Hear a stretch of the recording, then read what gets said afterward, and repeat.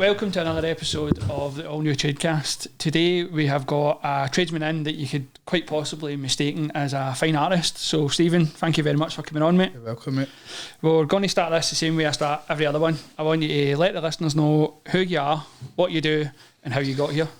So I'm Stephen. I'm the owner, director of Plastering Perfect Limited, and we are a plastering company who specialise in plastering and Venetian plastering as well. So how did you come about? Obviously you're an owner and director of the company. How did you get here? Like, where did you start? How did it go? So, like most people, obviously when you left school, it was back in the day, quite a lot of people obviously jumped into trades and apprenticeships and stuff like that, and my uncle at the time, he was a plasterer, and it was always something that I'd watched him doing in like air houses and stuff like that. It was just something that I knew I was going to get into. As I left school, I started on my 16th birthday, a Monday morning on my 16th birthday. So right and about Flung right into it? Yes, mate. It was mostly site work we done though, and it was a lot of Ames taping stuff at the time. Yeah. My uncle had been trying to get out of the plastering, and it was a bit heavier, and the money was good in the taping at the time, so he'd been trying to get out of that. But aye, that's where we started originally, and it was kind of, you done the plastering more as a homer type of thing, as most people know. So did you start on like building sites, or was it all just like commercial kind of work? Yes, mate, building sites, and as you know, you've swapped for that. Yeah, definitely as far away from that as I can. So you started obviously 16 years old. How did you go throughout moving as your age went? So for a good few years we just stuck to the site work. As I say, the money was pretty good in the taping. Not for us. Obviously I think I started in 50 quid a week. Like, I know, mate, I know. And see, the thing was, I still had money all the time. I didn't think you were that old.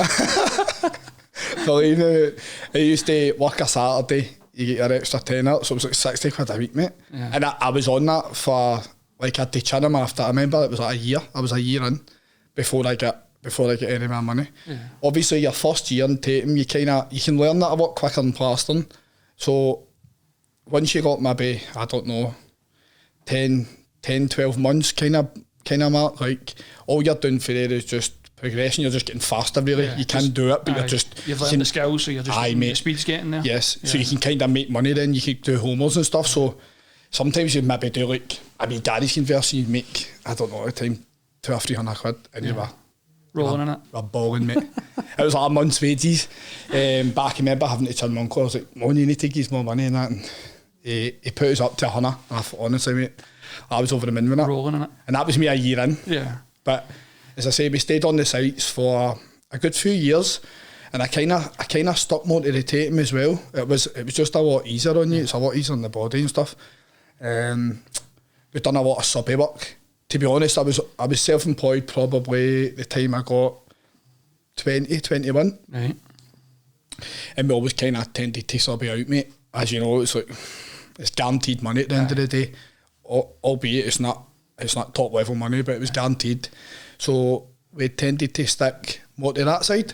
But the plastering started to creep in more and more. We were getting offered more and more jobs. And it got to a stage where we were just going to bin the sites we're getting, honestly, mate. It's like the health and safety side of it. Yeah. And it's like we were doing a lot of cara work, so we were doing a lot of higher end stuff, like 800 grand houses and stuff like that. Yeah. But see, honestly, you know what new builds are horrendous. They're shite, basically, mate. Yeah, honestly, you're working on an 800 grand house, and all they cared about was keeping the floor clean. Yeah.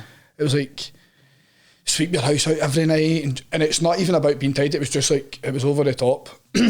That kind of helped us. That got us kind of away from the sites. And as I say, we'd kind of built up clients, and different smaller businesses would use us for plastering anyway. So we took the jump. I had to actually check when the company was formed, because honestly I felt like I was self-employed for quite a while doing the plastering. As I say, we had a lot of work anyway, but 2020 is when we formed Plastering Perfect Limited. So that was it. That was the start. That was the start, mate. Aye. Yeah. And then, like, we tried to do several things for then, and I have dabbled back in the site work. I don't know if I spoke to you about that, like the commercial side of it and stuff, and it's just not for me, mate. No. Like, I know there'll be people listening to this and watching this tradesman, and they love it. Like, a lot of my pals, that's all they do. Sorry. A lot of my pals, that's all they'll do. And I just found that between the health and safety, the waiting and payments and stuff, it's just every day. Most commercials are on terms anyway, isn't it? So it's like 30-day payment, then you can invoice, and it's 2 weeks for your invoice date. Can't invoice on a Monday, needs to be a Friday.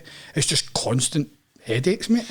I just find that, like, for the money you were paying out, but when we were doing commercial, we'd bought another van, we took another 2 guys on, and it's like, you're just paying the wages, mate, and nobody talks about that. It's like, you're buying all the material, you're paying all the wages. If anything goes wrong with that job at all, you're left at the end of it. Your head honcho. Results. Yep. And that kind of happened to one of the jobs. We had a few guys on the job that I was on, and they were doing a townhouse, so by the time they got to the bottom level, the top one was getting painted. One of the guys had moved on, one of the guys was still with us, and it was horrendous, mate. And I get caught to snag every single one of them because it's on me. Yeah. By that time, they obviously owed us X amount of money. You're not getting paid that if you don't fix it. It never came.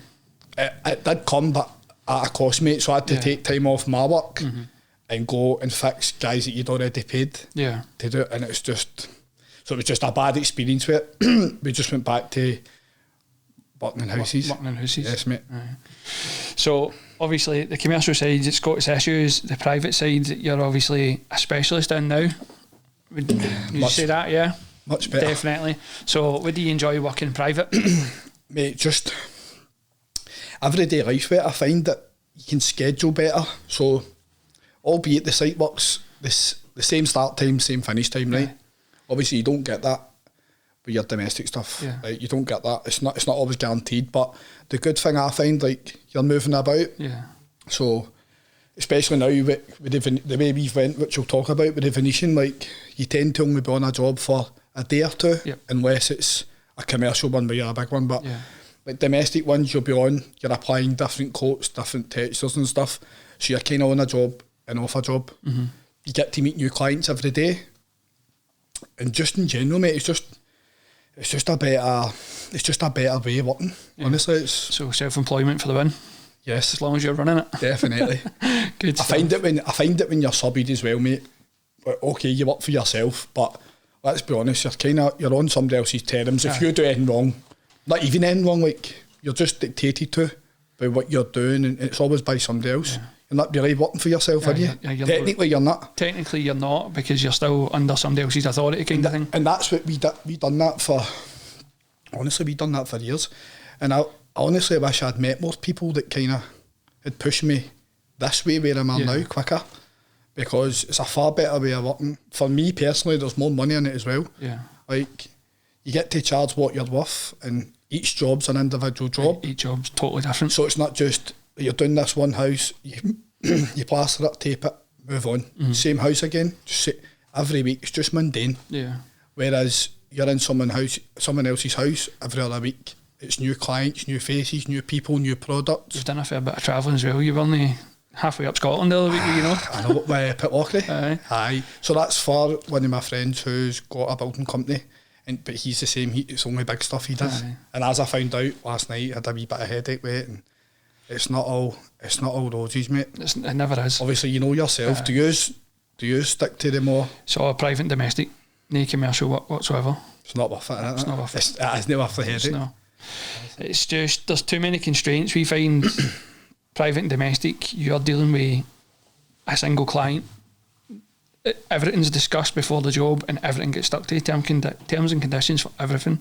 And there's no that, like you say, payment terms, waiting, the horrendous list of snags that you get. Like, if you build a decent bond with a client, your snags are never that bad. Do you know what I mean? Like, everything's easier to fix, I think.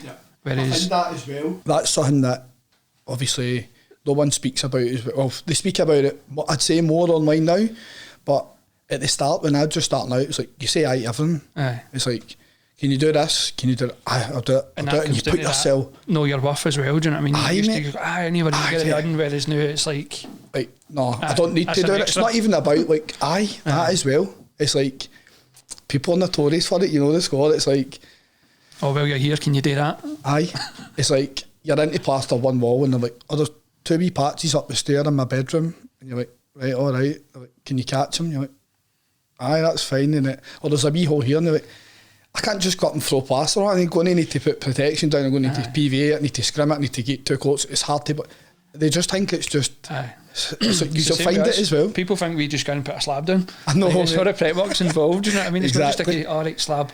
And do you know what, mate? You know now, like, more than anything, your work's always got to be spot on, but now it's scrutinised on another level, mate. It's like, sometimes I don't think it'll matter what you do. If somebody's looking for a problem, they'll find a problem. Yeah. But you just get some clients like that. And get back to what I was saying, like, I just find that now I can judge a client better. I don't know if that comes with experience or... This is something we've spoken about previously. So as much as, especially when you're self-employed, director of a company, whatever, like, these customers are screening you, but I find we screen them as well. 100%. Like, it's that whole trust thing. It's got to come both ways. Yep. And it's like, we need to screen them and see if this job's going to fit. Like, we don't take every single job that crosses the door. No. And it's not that we're fussy or we're picky or just obnoxious. It's like, we've got to make sure it's a perfect fit. You've got to know what works for you. And again, it comes down to that trust thing as well. Like, sometimes you just get that vibe, and that's 100%. Fine. That probably I used to say as well. I would still say to people like that. And it's like, you put them in for just say 2 or 3 weeks away, and every time I'd be looking, I was using a paper diary at the time. I'd be like, right, I'll put this guy in, that guy, and I'd be like, oh, I'm going to that job. And it was already in there that I didn't even really want to do the job, but I would still have done it. And 99 times out of 100, I would get ahead of it. Whether it was something stupid, something one of the guys done, something they thought was getting done, it would usually be anything at all. Yeah. And it was just, it's like learning to say no. It's like one of the best things. Yeah. So you said the company was formed in 2020. That must have just been around about COVID time. I just had to check that before I came here, because I actually feel as if it wasn't formed that long ago. We're in 2025 now. Like, that's flew by, to be fair. 5 years deep. But obviously, as you say, like the COVID time, like, that was hard. We were like, remember the government guidelines came out where you weren't even meant to be unless it was essential. So there was ways round about certain jobs, obviously, and the problem I had, I couldn't get funding for the grants because I wasn't self-employed anymore. I was a limited company, but I hadn't traded for a year, so I couldn't show books. So they're like, we can't help you. So I applied for the sole trader, and then they actually came back and they want it back. They want the money back. Aye, mate, didn't get away with it for long. So that's obviously had to be paid back as well, but it was a bit of a dodgy time to be starting a company. I was going to say, did you find it tough starting? Well, it was only me and one apprentice at the time, so it was okay just dodging away. But some people went really strict with him, as you know. Some people like adhering to him. It's different if you work outside, obviously, right? You're okay. Our biggest thing was supplies. Obviously, there was only certain places open. People with like council contracts and stuff. Quite a lot of the suppliers shut for a while. We took a wee bit of time off, but as soon as we could get back out, we were straight in as well. What I was doing was we would send a mail forward like the night or 2 nights before, just saying, if I work in the living room, if you just stay out the way, there's a bank account details, just transfer and stuff like that. So we would finish, we would leave the house, let them check out. Other people didn't really care, mate. Some people didn't, mate. That was the other thing as well. Good for mentioning that. We get absolutely shafted for materials. I don't know about yours. During lockdown. During COVID? Aye. Honestly. Cement went up to about £10 a bag. Mate, it was over in Lark Hall building supply. I couldn't get multi anywhere. Like, people were selling it on eBay and all that. It was like, and they were charging us 22 quid, 25 quid a bag, for one bag. Like, absolutely shafted just for stuff, mate, honestly. It was easy enough to get all the other stuff, but for some reason, I think it was something to do with gypsum. It was. So they obviously make thistle, and they just, MD that had it was just stockpiling it and just selling it. And so prices went through the roof. I never get near them again, mate. Demand. Aye, because they were obviously just paying normal for it. Yeah. And then they were just charging us, mate, it was like, I don't know, it was like 7 quid a bag at the time or something. They just put it up to 25. It's crazy. So I don't even use your jobs. I wouldn't even use them now, mate. Yeah. For doing that. Do you know what I mean? COVID made everybody a wee bit crazy. I know. we actually done a job in the West End for the same guy that I done Pitlochry for. In the post out the door. Because you were out working? Aye. It was only me. It was me and an apprentice again, and we were outside. I think my apprentice had a wee bit of niggle with one of the neighbours for chucking dirty water on the street. Right. Happens. Exactly. And then like an hour later, we got a tap at the door and it was two coppers. Like, what you doing? And we're like, essential work. And they're like, ah, right, no bother. They were alright, to be fair, but we knew it was obviously. Aye. We knew it was the neighbour. At least you didn't get knuckled for it. Well, I know. But it was a bit of a shambles, mate. Aye. Like, okay. there was worse things going on. Finished. I know. But we started there, obviously, so it was a bit of a mad time. So for 2020 to 2025, obviously the business has surely evolved. Yep. You're in a position now where you make these beautiful walls. It does look like a painted picture, to be honest with you. So how did you transition from Ames and Tatum and plastering into this kind of bespoke finish? So this was something that, to be honest, I'd never really heard a lot about it, mate. When I was subbing, I'd done a bit of subby work for a plasterer who, he done Venetian plastering. It was on his van and stuff. Yeah. The full time I worked him, he never done it. And when I asked him about it, he was like, nah, it's expensive, nobody really wants to pay it, and it was just dead negative. So that just registered with me, and I was just like, right, alright, bin it, never even bother about it. But as we started progressing and online and stuff, I was starting to notice it on different profiles, and certain companies were doing it, and I was like, I really fancy that. So it wasn't long after we had formed the company, I started putting feelers out, and then there was courses became available here, because most of them were in England at the time, or Italy, because it's obviously it originates from Italy. So we done a couple of courses up here, and then from there, mate, it's just gradually progressed to we're at a stage now where I'm from this year forward, I'll just be doing Venetian only, really. Yeah. And we've also started teaching it as well. Yeah. Our first class is actually. So you're solely going over to Venetian plastering rather than your traditional. The company will still run. Like Plastering Perfect will still run, like we've still got Thomas and Jay's a subby as well, so they're continuously plastering. Yeah. If they need me, like I'm not saying that I'll never pick the trial off again, mate. You clearly just prefer the Venetian stuff. Well, it's nothing like plastering, so for anybody that listens to this and thinks it's just the same. Aye. It's not. Nah. It's nothing. You can tell it's not. It's nothing like it. If you've got if you watch the videos, you can tell it's totally different. Some people don't. Some people just see it. Like I had a guy phone me the other week and he's like, so I'm a plasterer for 24 years, mate. He's like, I'll smash it, no bother. I was like, I hope so, mate. I hope you're right. I was like, but I remember on my first course, I can remember watching a texture design being made, and I was standing thinking, that's a canter. That's easy.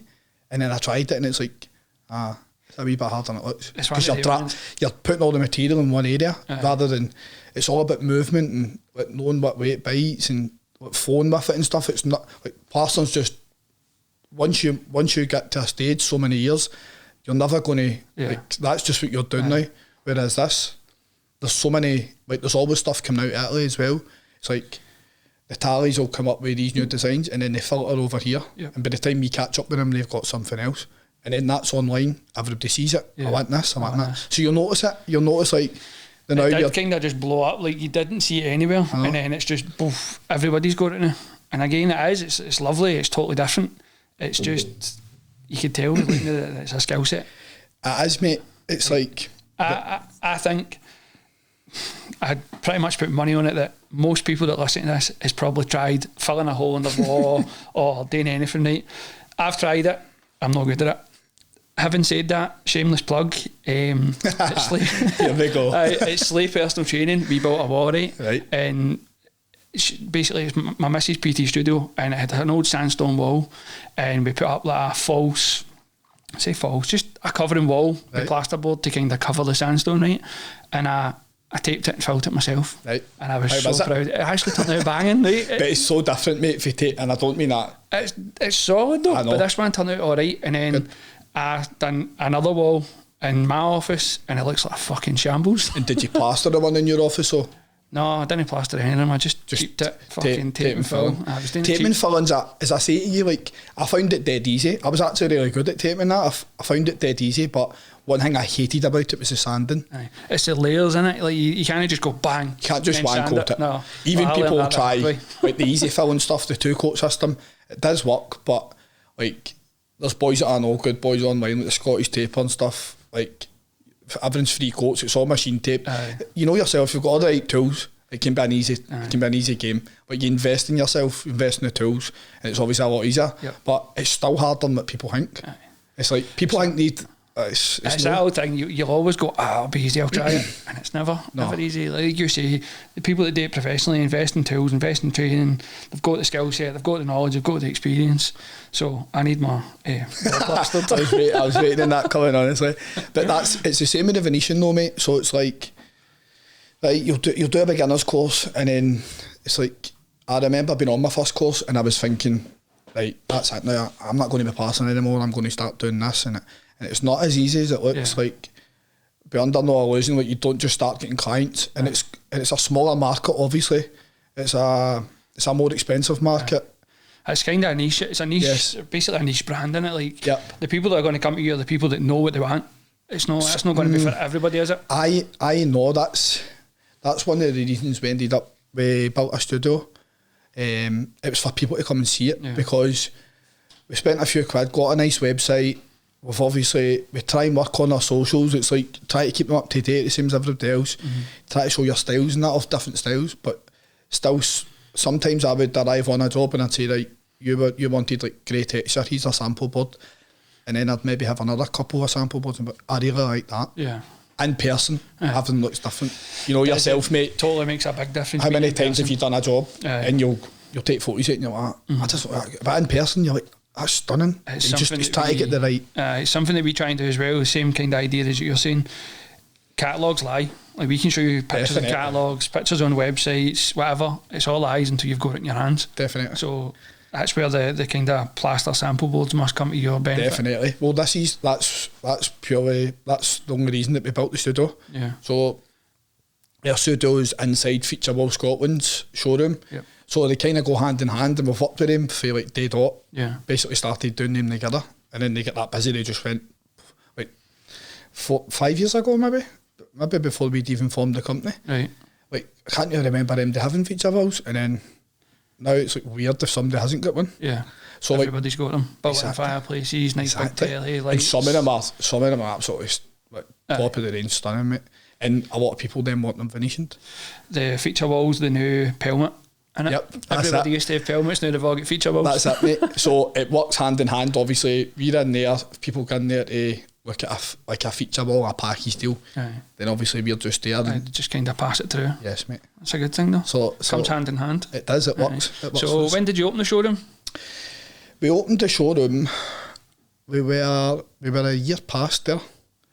Probably say it's not be far off a year and a half now. 2023 then. So do you find a definite benefit? 100%, mate. So it's like, as I said to you, sometimes we would arrive in a job or it's not even that, it's like something we don't really do. I don't know about yourselves, right? I'll try not to do site visits because we get so much time wasters, mate. And especially Venetian. It's like, now I've got like a few questions that I need to know, and that's all that I really need to know.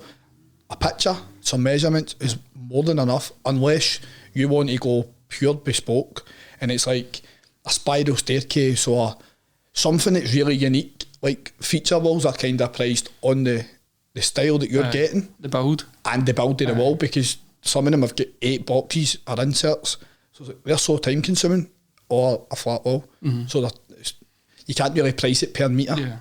So we find it much easier that people can come in there. If they want to schedule a consultation, by all means, I'll do it.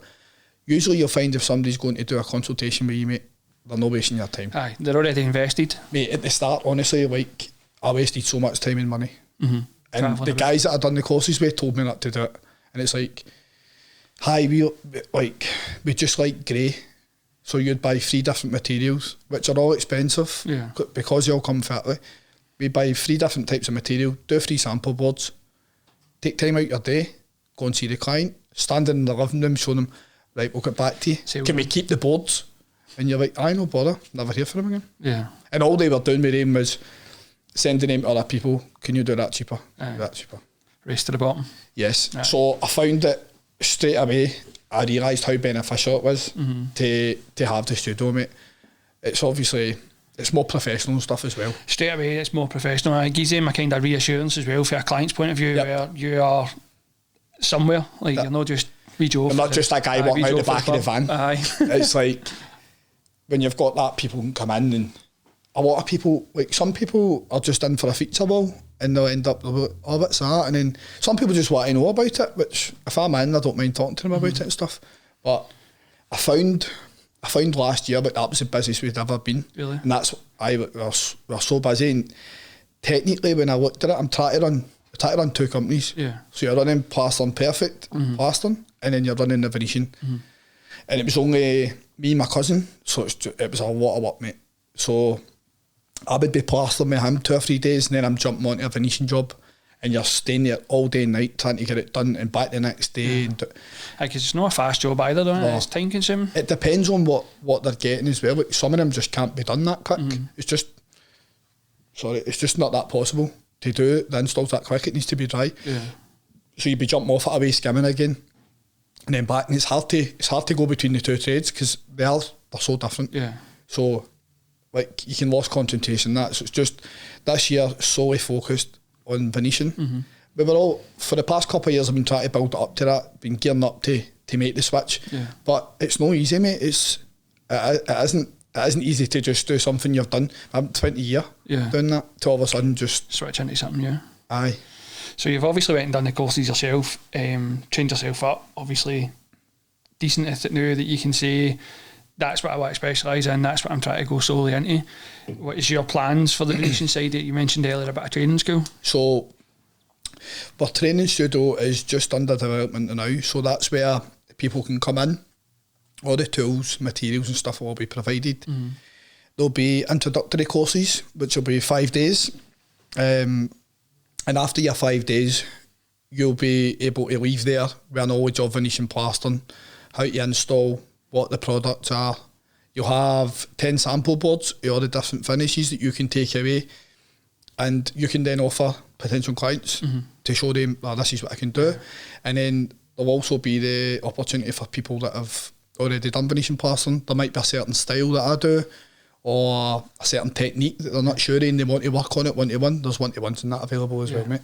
So do you think you're basically providing a service to help that kind of sector of your profession grow? It was always something I knew straight away. Like I knew for the first course I loved doing it, and it's quite. It sounds pure cheesy, but it is therapeutic. It's no like you're using different colours and tones, textures, different materials. So it's never just like mix a batch up, put it on. And I still love plastering, by the way. Like I do enjoy it. It's just a hard game. It's not something you really want to be doing till you retire. Let's be honest. Bad for your back. Yes. Bad for your joints. Especially if you like the gym and stuff like that, and you're going to gym in the morning, and you go to, by night time, you feel it. Yeah. So if I can transition into that, then it's a no-brainer for me. Makes sense. Definitely. Yeah. And it's one of the things, like you said earlier, it's kind of an endless, I don't know what it is. Plastering to me just looks, obviously it's plastering. It's plastering. It's just sort of everybody knows what it is. I guess the end game is to have a nice smooth finish. Yep. Whereas with the Venetian, it looks as if there's texture, there's colours, there's patterns, there's sparkly bits, everything. That gets attention. It does, mate. It seems to work on TikTok, mate. It's like I notice that you're a wee bit of a TikTok star these days. Mate, I didn't used to use TikTok. I only just started, I don't even know what made me use it. I think I honestly had 200 followers or something last year. It was just, I didn't really use it. I didn't really know. I preferred Insta. That was something I was actually going to ask you. Insta for me, I didn't even have an Insta. I don't know if I had an Insta when I formed the business, or I might have just started one. And I never thought I would do well off it. It was just more like word of mouth and quite a lot of Facebook. Yeah. Whereas now we seem to get a lot more off. Well, we did get a lot more off Insta. The Insta views as well used to be what they would bang for us. I would always get plenty of comments, plenty of likes. You'd get interaction, mate, private mails. I just found Insta recently, especially for views and stuff, I think everybody's just on TikTok. I wasn't on it personally, so I didn't really realise how much people watch it. And I don't even know what made me start using it. When I started using it and started uploading a bit more frequently. And it seems to be like like magpies, it's like all the shiny stuff. It's like it catches your attention. See the wee slow-mo ones you do with the brush and everything's off on down. I know. People love shit like that. I've got Thomas, my cousin that works with us. I've got him like under. That's like, the problem though, isn't it? It's like a full-scale photo shoot. Well, obviously I've got different things now, like the specs and your remit of glasses, I've noticed then. Aye, mate. It's that they're brilliant. Aye. Still getting used to using them. You still sound alright walking about saying meta record.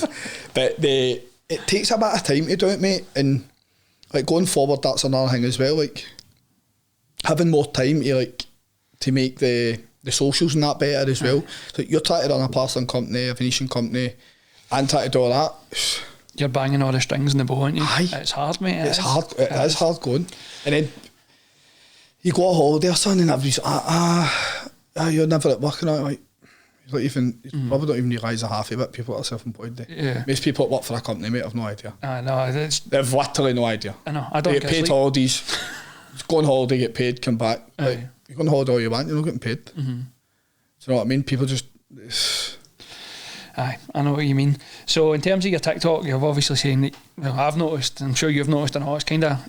You get tens of thousands of views on a lot of your videos. Mm-hmm. Like, do you find any work coming in for TikTok? Is it more just interaction? No, mate. I was going to actually say, I done a marble wall yesterday with some laminate green and stuff in it. Guy was off TikTok. Like, I'd never got a job off it. It was just, if I'm being genuinely honest, it just, at the start when I didn't have any kind of views or nothing, it was just like, it was just time wasters, mate. If I'm being honest, it was just, how much is this? You tell them, ghost. Yeah. But I've found recently, I don't know whether it's certain styles that are in there now, I don't know. I seem to get a lot more engagement, and definitely, well, I don't even know how many jobs I've done off it now. Yeah. And the one next week, another marble, it seems to be marbled now. It seems to be wee trends. Yeah. So when I just started, it was all textures. Yeah. Just textures. Now, that's what I'm saying. As soon as like a style comes in for abroad, it lands here later. So it's like, by the time you perfect it, it just booms, and then everybody just goes mad for it. Yeah. And it's like, at some point, you can't do enough of it. It's like, can you come and do this? It'll be like 3 weeks, and they're like, I can't make 3 weeks. Like, you can make 3 weeks. Your wall's not going anywhere. No, it's one of the ones, like, if you can do it next day, there's a reason why you always do try it to next tell. We've obviously fixed some horrendous stuff. Mm-hmm. That's the thing as well. It's like, I'm not going to blow smoke at people and say, if you come and do an introductory course and leave, you're going to be banging out wall after wall. Well, I've already been honest, like, for day dot, like, you'll need to spend money at it. You're going to have to practice it. You've got to invest in it. Yes, mate. In all aspects, money, time, training, everything. It's like, don't just come, do the course and go and start doing walls for peanuts, like hardly any money. You'll just damage the trade. It's exactly what I was just about to say. Like, you get all these people on social media, again, like, obviously, more tradesmen and professionals that will say they'll slag plumbers and heat engineers that will go and do quick, intense training courses, and it's just diluting the trade and skill set and everything else. But ultimately, what you're trying to do is provide a gateway in, and then from there they've got to... From there, that's up to them. So out of all the courses I've ever done, you'll find that they tend to hold 5 people, most of them. Honestly, maybe one guy comes off it, 2 people come off it and seriously pursue it.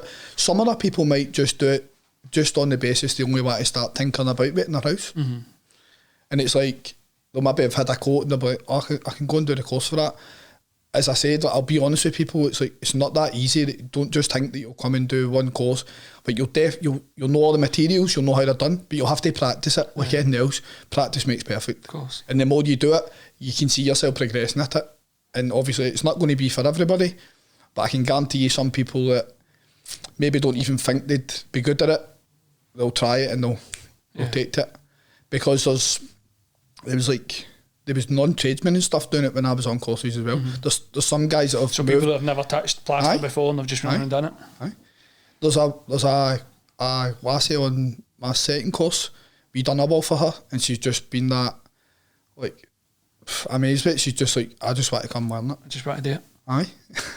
So she had rooms up the stair, so obviously for her it's a no-brainer. She was going to get us to do them. She's just looking, saying, well, if I can do a course in it, then I can obviously, she can try it herself. No harm done, mate, it's in her own house. Yeah. But definitely, I remember at the start thinking, And that was nobody's fault really, maybe a bit of naivety, thinking like, I'm just going to do a beginner's course and then I'm just going to start doing this. It took years, absolute years. Like, I'd say 2-3 year minimum just to even start getting a decent amount of work where you could even consider.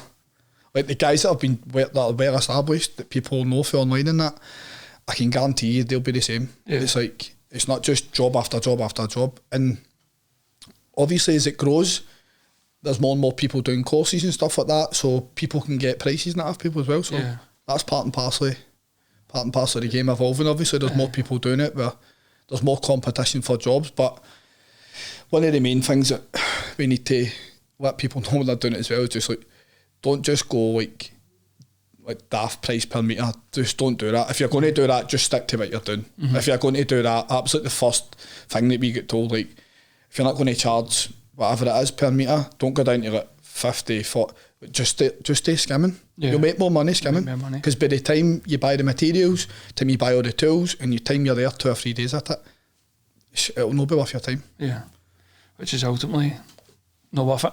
Exactly.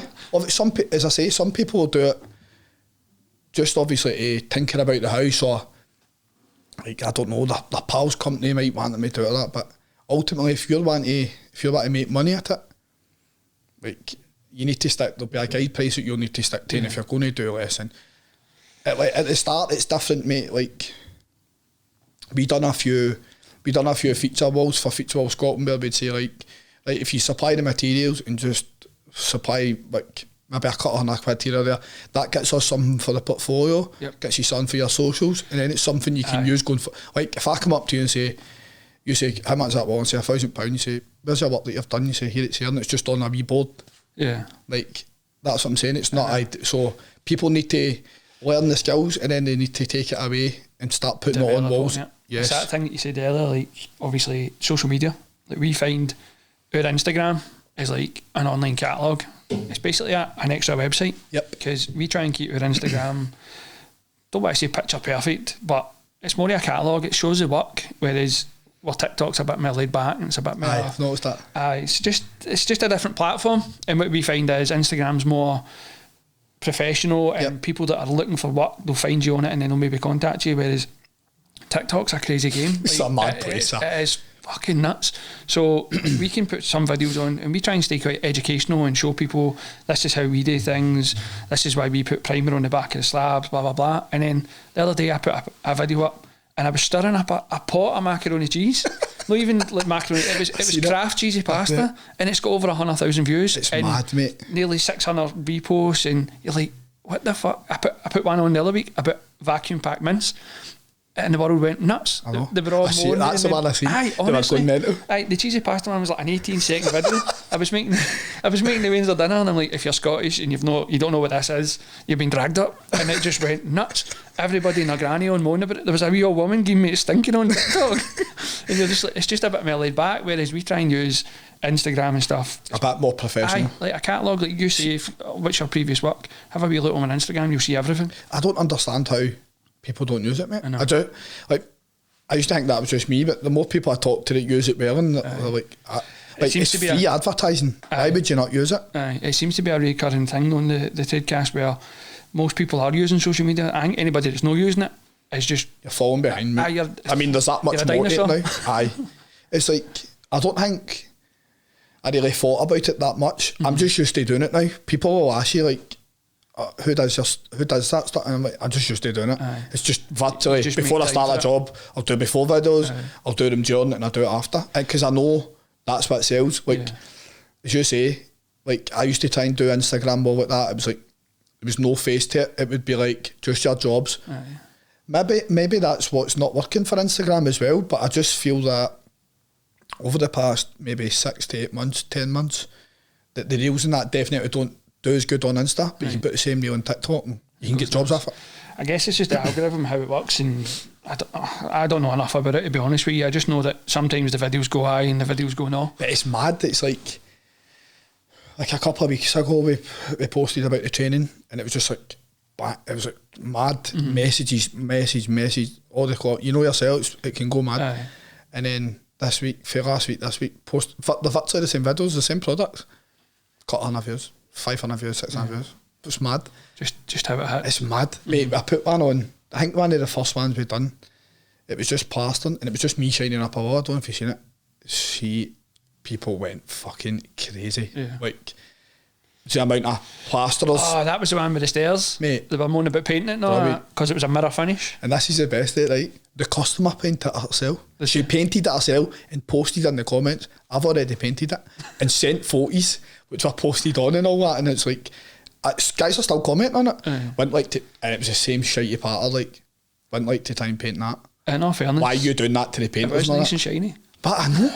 But now I know what annoys them, mate. I'll do it more often. And I'll be posting it more often. I've done it again since, and I thought I would actually get a few bites off it. But we put one up, just again a stupid video. The boys were unloading boards to protect the driveway, and we put it on Instagram, put it on TikTok, done alright, put it on Facebook, and it just went fucking nuts. Again, I think it's just a potluck. Like, I know. There is obviously ways of working it, and you can pay people a fortune to do it for you that know how to work the SEO and the platform. But do they really? Aye. Like, I'm just sceptical of people. I know some of my mates have they're only paying like 40, 60, 70 quid but a week. And it mounts up per the months, and then over the year, and I'm like, all they're doing is putting a poster to on a week for you. Like, you can do it yourself. And like, you're still on the tools, you've got your phone, pull it out. Nobody's that busy. Yeah, I get that all the time. Oh, how can you video yourself now? Like, 2 phones. Put your phone down, mate. 2 phones, that's what I do. Aye. I don't even, my work phone's just, the camera's just on. I don't even, it's not, I just use my own phone. It's like, get to the end of the night, if you can't do it that night, do it the next night. Put a video together. The wee point of view ones on your glasses are good as well, though. That is good, mate. It was actually, wee Chris at Keels. He had them. And I was watching, I was like, it's a nice view. And I tried to hold her. And like, it's a bit too close to you. As I say again, it's like, it's investing in it. That's it. You're basically investing in to get the content then shows, and then people then and you get jobs the off content. It. Aye. And it's definitely that kind of viewing that definitely works better for TikTok. I think I've got every gadget known to man. Have you? Actually, tripods, chest straps, head straps, GoPro mounts, GoPro cameras, drones, everything. Have you got a drone? Aye. It's my favourite wee toy. But it works, mate, because it's like, I claimed it was a business expense, but it's really just a toy. I like that one. It's really just, I had to convince her. I was like, no, it's for work, it's not a toy. As soon as we got away for the day on the boat or anything, playing with it. Aye, right up. Go fishing, throw it up in the air. It's like, it's came a long way, mate. I remember at the start it was just like Facebook, and it's like, if I get memories now, I'm like, wow. Aye. It's like, it was just like, it was a before and an after. Artex removal, boom. Again, 6 likes on it, 8 likes on it, and it's just, for what it was then, to what, it's not what you've got to do now, but as you said, it's like you're a dinosaur. If you're not doing it, I feel like a lot of the guys that don't do it have got a lot of contacts. They can't be arsed with it, they don't need it.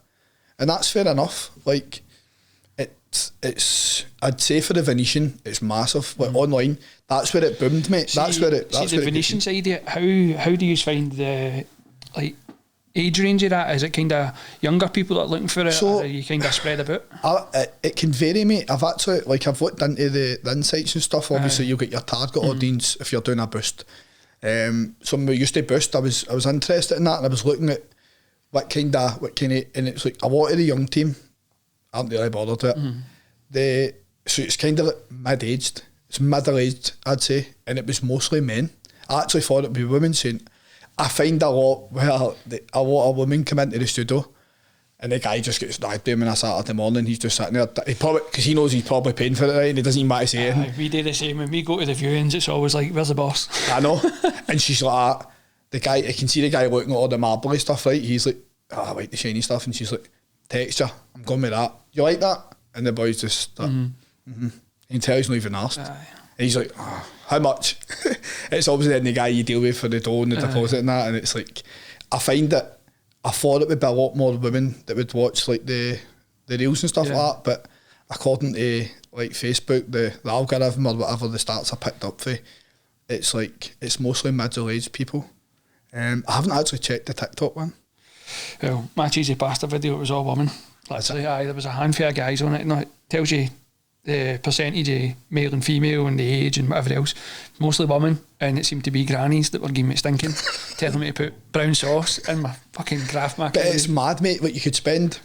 I've spent like, not hours, but I don't know, 45 minutes to make a reel in it, pick a good tune, get it all moving in sync, good transitions, you know that. And I'm watching and I'm like, that's class. Yeah. Post it. Doesn't get in. Nah. And then other times, like, posted one on Saturday night, just bored, and I'm like, oh, I've got that video. Boom, boom. Literally make it in 2 minutes, post it. That was a plastering one. I literally made it in like the staircase. About a couple of minutes. I posted it, went to bed, and I woke up, and when I refreshed it said 99. And I barely used TikTok, so it never come up. Yeah. It was only maxing out at 99. So I was lying in bed on the Sunday, I was howling at all the comments. So by the time I replied to them, I refreshed it, it was just boom, it just kept going. And I passed others, like just replying to all these absolute balls. Like honestly, like it's funny though, cause honestly, again, TikTok's a bit more relaxed. I know different people use it different ways, but we've kind of kept our TikTok a bit more off the books. Like we swear on it and we do stuff that we don't do on our Instagram, but some of the comments that you get and some of the engagement you get by replying to the comments, that's it. I think that's what was making it. So I was just getting them type back. I was like just being sarcastic in that. I started off, the first couple I read, obviously I didn't realise how much people were going to comment. So I started off, I was like, the client's already painted it, and I'd write it again and again. It was just starting to piss me off. So I was like, no bother, mate. And I was just getting sarky with them. But then some of them are wide, obviously. I don't know, it removes some of them, but you can go down and see them. And filters them. And mate, I don't know about you, right, but sometimes now, that's how bad social media is. Like, I know for a fact, if I go into my Insta or my TikTok now and just go on and swipe and see as soon as you see a video you like, go to the comments, the first comment, it'll just be pure hate. They're very rarely somebody will write, see if the guy does an absolute immaculate job, they'll write, let's take your boots, look your tool belt. That's not the way you do it. Like, everybody just seems to think that they know it all, man. Just like, see if you're not going to say anything productive to the boy, just even if you don't like the work, just gaff it. Go to somebody else's page. It's one of the things, innit? People say people would rather bring you down than push you up. I find like, to be honest, recently I've not really had any of that. Obviously that one was major, there was thousands of comments on that and I just laughed at it. I don't know, it's not good for people that maybe take that a bit too serious, so like they maybe take that home with them or whatever, but I was just laughing at it, to be honest. I think it's one of the ones when you put yourself on social media, you've got to quickly learn that you're out there. As soon as you put your brand or your personal page or anything out there, you're always going to get scrutiny. You've got to put yourself out for scrutiny, hate. Like again, TikTok is a funny game where you've got to take the good with the bad, the praise with the slagging, and everything. I get slagged all the time on it, but see, that's what I'm saying. You're laughing about it, like you're laughing about it. I'll be honest, I'm a wee bit of a softie on the inside, but for work, I've just laughing at work and then in the house greeting. But I'll be in the house cuddling my missus. Mate, if you take that seriously though, that would depress the life out of you. And that's the thing, it does. Like some people can take that kind of thing personal and serious and put some down, and then they stop making the pictures and the content. And that's how they're sometimes getting work. You're like, see if I know it's pure cliche to say, like, see if you're not even going to say anything, just don't say anything to the boy. Like, a lot of plaster ones will pop up in my TikTok now, obviously, with algorithm. It's like, guys just skimming in that. And it's like, what is they that for? Like, the guy will clean the phone when he's finished. Like, what are you getting out that? Like, saying that to them? It's just mad. It's just, it's definitely got worse as well. I'm not saying so much personally for me, but I notice it and it's that bad now. I'll go to the comments. Like, I'll go and I'll look and I'm like, I'll back them up. It's one of these things. So your industry in a whole then, how do you find plastering? Right, plastering's going to be here forever. Like, there's always going to be somebody wanting their new build plastered, tape, skimmed, everything kitchens, else. bathroom, it's obviously remodels. It's one of the trades where I think these days you're not forced, but you're not directed. Like my boys are at my oldest is 14, so he's in third year, right?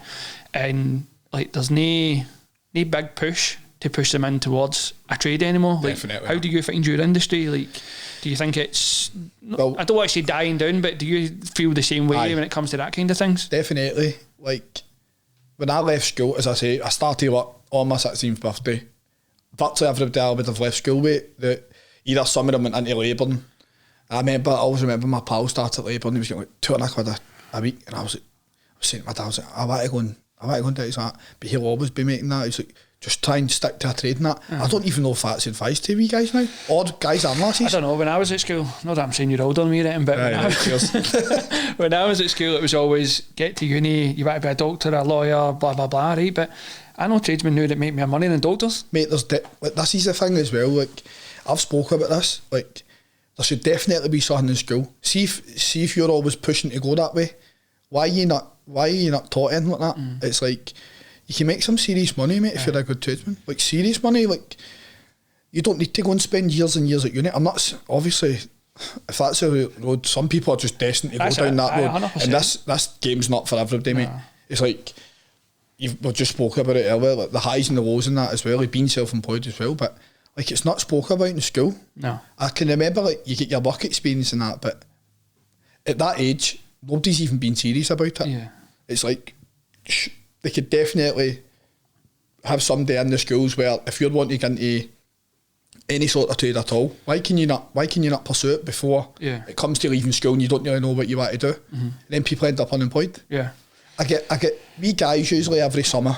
That's what I'll get. Yeah. You'll get the odd one, like, throughout the years, like throughout the month, sorry. Hey, are you taking them done? And some of them are that basic, you're like, no mate, sorry, just keep trying on that. But every summer you'll find them in the schools and somebody's more just pushing them. They never really follow it up. Yeah. I find for my industry, I try and start people in the winter because to see where they're at. we work outside, so see if you survive winter, you've got a good chance of surviving the job. Definitely, mate. But it's when we advertise, like we've advertised recently, right? And we've got a boy on just now, and Lennon's, he's solid, like for his age group. He turns up, he's not on his phone 24/7, which 90% of Waynes are these days.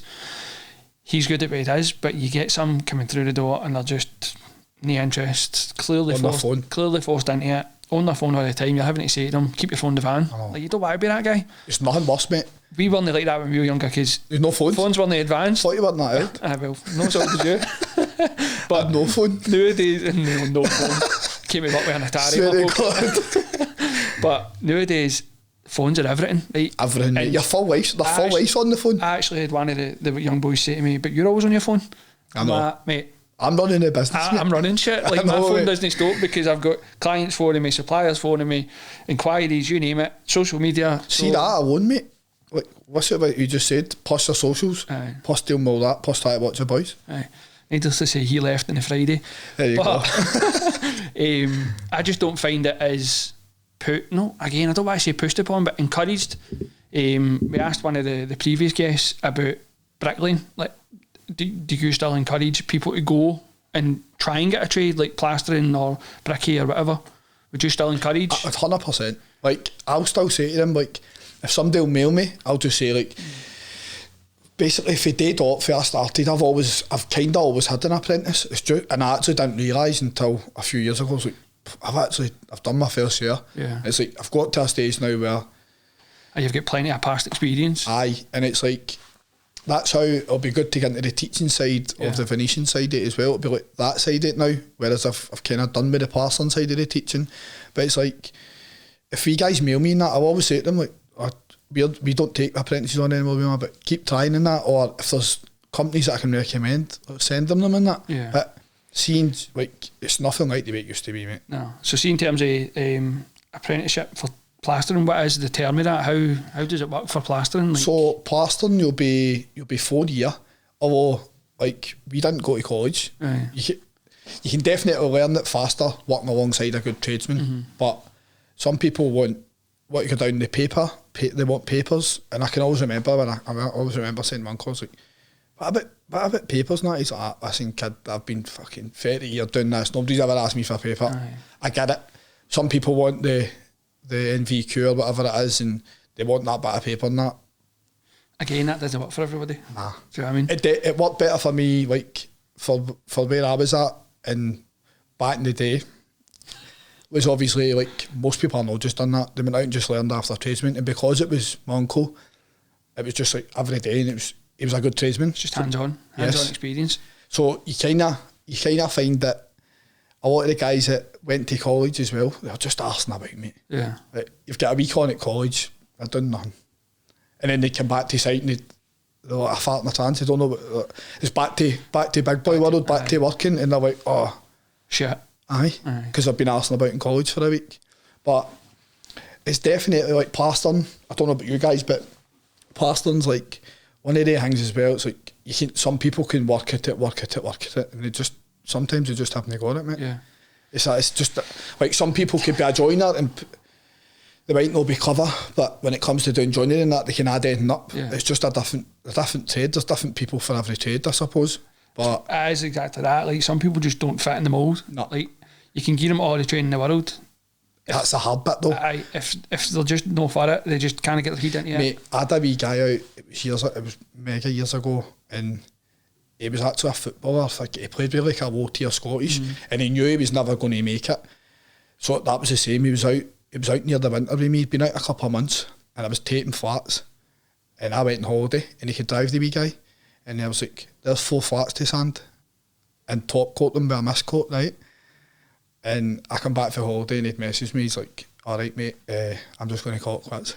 So same as you, it's like it's the cold mornings, dark. You've got to go and set the power up, power trap him, Jenny trap him, go and see the agent. Sanding, mate, it's absolutely brutal. And then he was miscoating and all. I think he had 4 flats that was he done. He's just like, that's not for me. I'm done. And see, to be fair, like I'd said that to him for the start, I was like, if it's not for you, just don't waste your time, don't waste my time. And he did, but obviously you'll take other people on and it doesn't matter, you can't drum it into them. Yeah. And it's just like, there's no talking to them, phone. It's a different generation now, mate. It is, mate, it definitely is. And it's bad to say because I think our kind of generation, I don't want to say it was the last of the hard working generation, but it was more a hands-on approach, whereas now it's the social media side of it, and I don't know what they all want to do. It's just totally different. What do they aspire to do? YouTubers, podcasters. It's that simple. It's an even smaller market though. It's a hard one as well because, like as I say, I've got 3 wee boys, so I want to encourage them to get a hands-on job where they'll never be shy of money, they'll never be shy. It's a skill set that if you get something like that, you'll always be busy. Got it for life. Pretty much, aye. And if you work hard at it, obviously there's good money. But I don't think that's really explained to young guys either. Like, if you're good at your job, mate, you'll make good money. Aye. Like, you'll get rewarded for it. Aye, you'll graft, but you'll get good money. It's one of the ones like you can go out, make day-to-day wages and take home a paycheck, which is fine for a lot of people, and then you get the top tier people that are just like want to graft, want to work, keep going and get more money and get better at everything and get more money. And keep the truth is, most trades you can develop into that elite tier. Definitely. I'm sure there'll be an elite tier in your industry, the same way there's an elite tier in my industry. Spoke about it before we come on. Definitely. There's definitely levels to it, and it's like, it's finding your level. It's another thing as well. It's like, don't compare yourself to them. Every company's different. Aye. So you just said as well, like your platforms are different. Yep. Each one's got a different angle. It's like, let them do what they're doing. If you just concentrate on what you're doing, and eventually, if you're doing the right things, you will get busy. Aye. Do you know what I mean? Like you'll be too busy, I think. So in terms of Plastering Perfect, obviously you're saying you're going to venture more into the Venetian. What is your kind of goals going forward? Obviously you're quite not new, but you're quite a young company. Like, what is your goals going forward? So my goals for going forward are purely to build the Venetian side of it to a stage where I was basically at the tail end of last year, but it's just Venetian installs and I'm on them solely at the moment. That might change in time. I might bring Thomas over with me. Most of the guys I've trained with have took the transition. Most of them have started off as plasterers. Yeah. They've transitioned to Venetian. Yeah. But they've all said it does take time. So at this point in time, I'm wanting to transition myself. Hopefully in a year or 2, I can bring Thomas with me. And whether we continue to have other guys plastering at Plastering Perfect, that's for the future to hold. Yeah.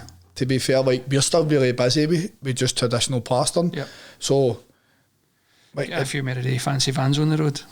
Mate, I've had a nightmare with it. That's how to get that. Like, we had the big transit in it. We started to get, like, problem after problem with it. And for what it was going to cost to get fixed, it made sense. Obviously now it's the 2 caddies, they're smaller. Yeah. Like, I was down to Manchester the weekend there, doing another upscale course, and it was like, 70 quid or something to fill the tank back down and up. With a big van, it was like double that, treble that, do you know what I mean? But so expansion isn't out of the question, you'll just see how it rolls. Mate, I've done it. I've been there and done that. And as we spoke about earlier with the commercial stuff, I get butt a wee bit with it. So it's like, once you've kind of tasted that, you don't really want to do it again. Sometimes staying content, but getting better at it. Busy enough. And like, I find that as well. Like, everybody wants to expand. And then once you expand, everything that comes with that, you don't think about that. Yeah. It's like all the bills, all the headaches, more jobs. And then it's all right when you're busy. It's like, you're with January, virtually 90% of trades are quiet. Forward to February. Aye. And everybody's finished up before Christmas, they're all wanting paid. It's like, if you've got, 5 to 10 guys, a lot of wages, mate. Aye. And it's straight away, as soon as Christmas is over, New Year's over, you start thinking about money again. You start thinking about, right, I'll do that'll pay them. So at the moment, I really want to just concentrate on my teaching and my installing the Venetian. Yep. Thomas will run the plastering side of stuff with Jay. Yep. And in the future, we'll just keep building it up. Hopefully we get to a stage where Thomas comes over with me and we solely focus on Venetian. Good, sounds like a plan. So the last wee question just before we start wrapping things up is, what advice would you give your younger self if you were restarting it all? Now you've got all this past experience and knowledge and everything else, what solid advice? I would stay away from site work. Stay away from site work. 100%. For me solely. Yeah. Like, I know guys make good wages and good livings and that out it, and I'm not knocking them if that's what you're set up to do. But looking back at it, if I look back over the years, it's been more a headache than anything. It's like the weekly wage you were making on there, you can make it a couple of days with no headache. Yeah. And working in a hot house somewhere. For me, that would probably be the first thing. That'd be the first thing you would tell. Yes, and it also... So young Stephen would have a wee bit of knowledge in him. Yes. Stay away from the sites. Yes, and don't try and get too big too quick. Yeah. Not that I even tried that, it was just when somebody dangles a carrot of... It's easy to go on it. Yes, and you don't need to say that as well, you don't need to say every job. So 3 solid bits of advice. Yes. Sounds good. Yes. Well, thank you very much, Stephen, for coming on and telling your story, and I hope you enjoyed yourself. You're welcome, mate. Had a ball, thanks. Good stuff. Thank you. Cheers, mate. Cheers.